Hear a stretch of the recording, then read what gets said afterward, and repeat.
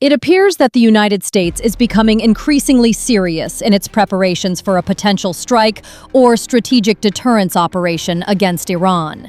In the latest reports, Airborne Warning and Control System (AWACS) aircraft from the United States have reportedly been deployed to Europe and the Middle East. Open-source flight tracking data indicates that at least 6 Boeing E-3 Sentry aircraft, out of the 16 currently active, have departed from the United States towards strategic bases overseas. This development is significant. Nearly half of these highly valuable and critical radar aircraft are now being positioned in Europe, with indications that some will continue onward to the Middle East.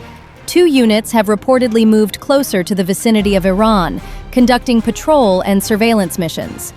This deployment represents almost 40% of the U.S. Air Force's E-3 fleet. The movement comes amid growing speculation regarding Washington's potential military options toward Iran. Military observers note that this appears less like a routine rotation and more like a coordinated force buildup involving multiple elements of U.S. air and naval power. 2 E-3 aircraft reportedly departed from Joint Base Elmendorf-Richardson in Alaska and were tracked landing at RAF Mildenhall in the United Kingdom. Meanwhile, 4 additional aircraft flew from Tinker Air Force Base in Oklahoma to Ramstein Air Base in Germany. From the United Kingdom, at least 2 of these aircraft subsequently continued toward the Middle East.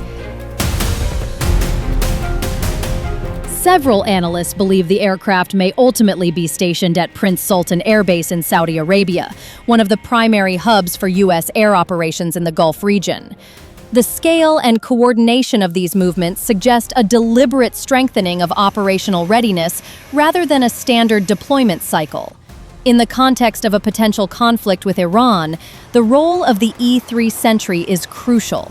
The aircraft functions as the eyes and brain in the sky for modern air operations.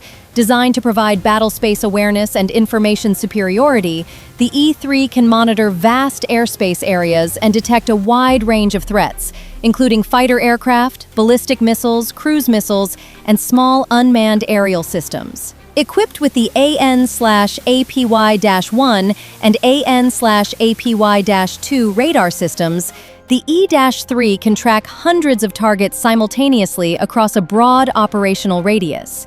These capabilities are particularly relevant in scenarios involving swarm drone attacks or large-scale missile launches. In addition to its radar systems, the aircraft carries advanced communication suites and passive sensors that allow it to integrate data from multiple platforms, including fighter jets, naval vessels, and ground-based air defense systems. In a conflict scenario, the E-3 would play a central role in managing the air battle, directing fighter aircraft such as the F-22 Raptor and the F-35 Lightning II to intercept incoming threats. It would also coordinate precision strike operations against strategic targets and provide early warning of potential retaliatory attacks. The aircraft serves as a communications bridge, linking air assets, naval forces, and allied ground-based defense systems throughout the region.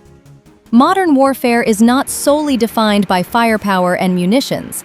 It is equally dependent on information dominance and command and control capabilities.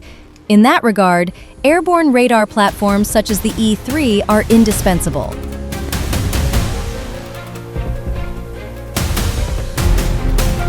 However, the E-3 fleet faces significant challenges. The last aircraft was produced in 1992, and only 16 remain operational today.